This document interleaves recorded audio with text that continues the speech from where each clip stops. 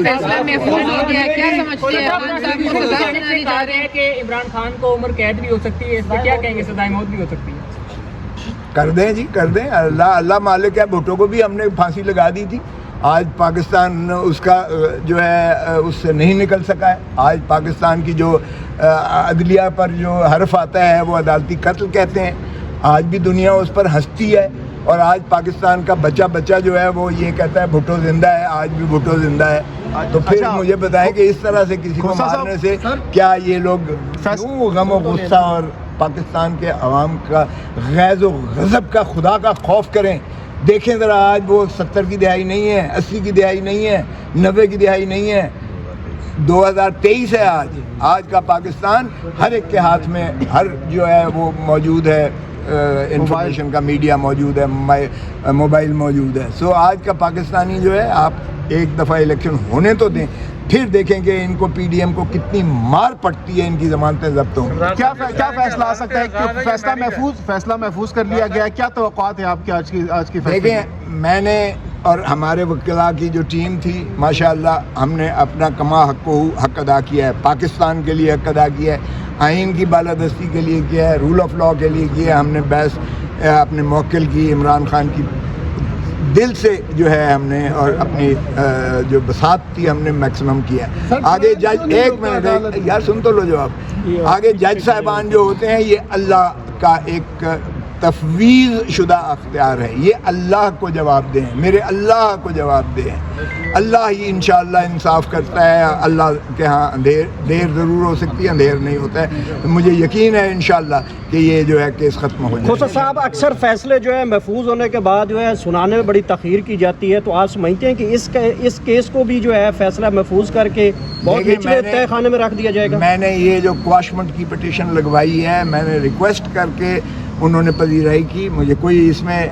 हिचकिचाहट नहीं है कि चीफ जस्टिस साहब ने, मैंने कहा जी 17 को उसने रखा हुआ है, बुलडोज कर रहा है, दिलावर वाला काम हमसे ना करवाएं। आपने वो मजाक हुआ था, दिलावर ने जो 3 साल सज़ा की थी, वो आज आप पर भी हरफ आ रहा है और अदालती निज़ाम पर सारे हरफ आ रहा है। तो आप मेहरबानी करें कि ये ना हो कि आप पेंडिंग रखें, वहाँ वो बुलडोज करके कर दे।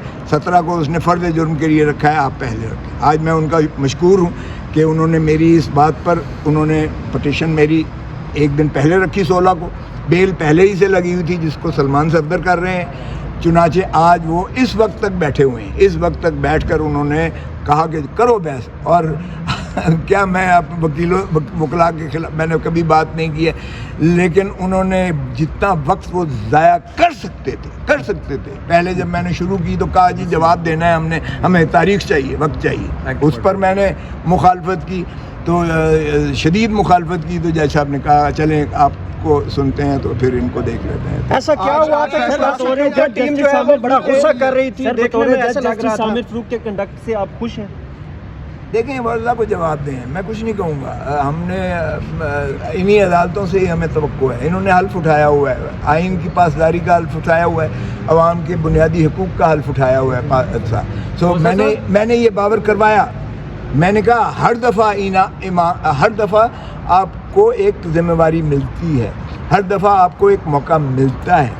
पाकिस्तान को तबाह हमारी अदलिया ने किया है। मैंने कहा जनाब लियाकत अली से, आज लियाकत अली के यौम शहादत है। आज के दिन ही 1951 में 16 अक्टूबर 1951 को जो है लियाकत अली ख़ान को कत्ल कर दिया गया था। मैंने कहा आज तक उसके कत्ल का शाखसाना नहीं आया कौम के सामने।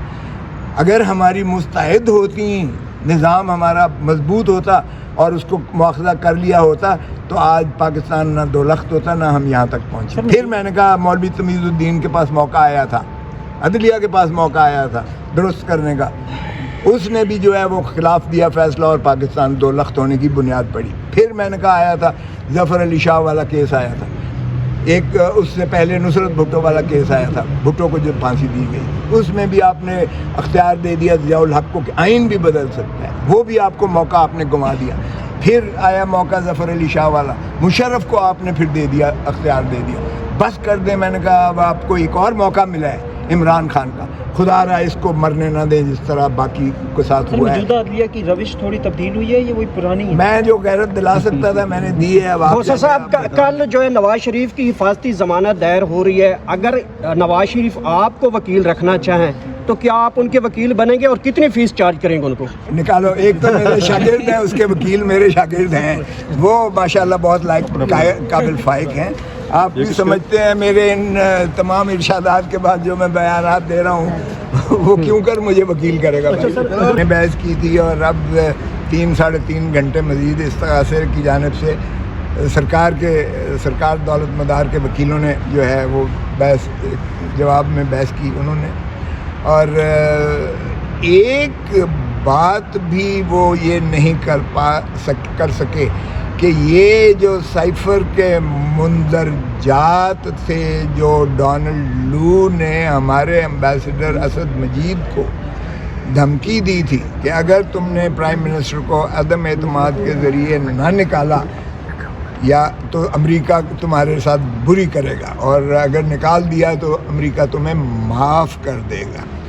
اب میں نے بار بار کہا، میں نے کہا جی اس میں یہ تو بتا دیں کہ اس میں سے کون سا ایسی بات ہے جس سے پاکستان کا دفاع کوئی کمزور ہونے جا رہا ہے یا اس کی ساورنٹی، انٹیگریٹی، اس کی جو ہے انڈیپینڈنس پر کوئی حرف آ رہا ہے یا اس کے کوئی تنصیبات پر کوئی دشمن کو رسائی آ رہی ہے یا اس کو اطلاع کوئی فراہم ہو رہی ہے. کوئی ایک بات تو بتا دیں.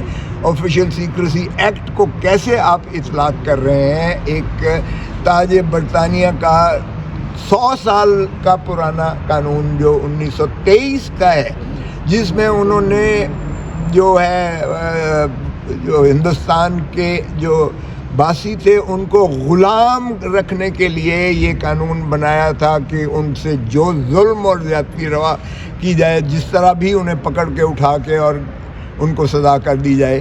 یہ اس قانون کے تحت کیا اب آزاد پاکستان جس میں ایک آئین کی عملداری بھی ہے، ان 25 کروڑ عوام کو بھی غلام کرنے کا جو ہے انہوں نے عزم کر رکھا ہے، کیونکہ یہ پہلی نوعیت کا کیس ہے، واحد نوعیت کا پاکستان کا کیس ہے جس میں وزیر اعظم کو اپنے ہی ایک جو ہے معاملات میں ایک عوام کو جو ہے اعتماد میں لینے کی پاداش میں اس کو جو ہے پابہ سلاسل کیا ہوا ہے.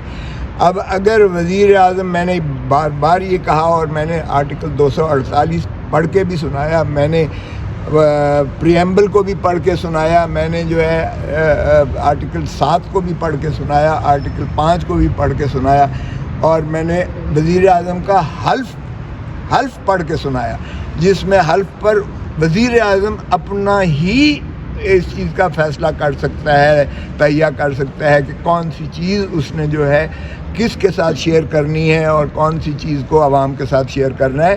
اور اگر وزیر اعظم، میری نظر میں، جو میں نے عدالت کو بھی کہا کہ میری نظر میں اگر وزیر اعظم عوام الناس سے یہ شیئر نہیں کرتا تو وہ اپنے ساتھ یا اپنے حلف کے ساتھ وفاداری نہیں کر رہا ہے. کیونکہ اگر امریکہ کا ایک اسسٹنٹ سیکرٹری ڈونلڈ لو دھمکی دیتا ہے پاکستان کے معاملات میں سنگین مداخلت کرتا ہے اور وزیر اعظم کو کہتا ہے حکومت تبدیل کرو، اور جو ہے اس طرح سے اگر وہ مداخلت کرتے ہیں تو وزیر اعظم کا فرض بنتا ہے کہ وہ عوام کو اس اعتماد میں لے کہ ہمیں یہ سپر پاور کا ایک جو ہے بیوروکریٹ اس طرح کی دھمکی پاکستان کے میں.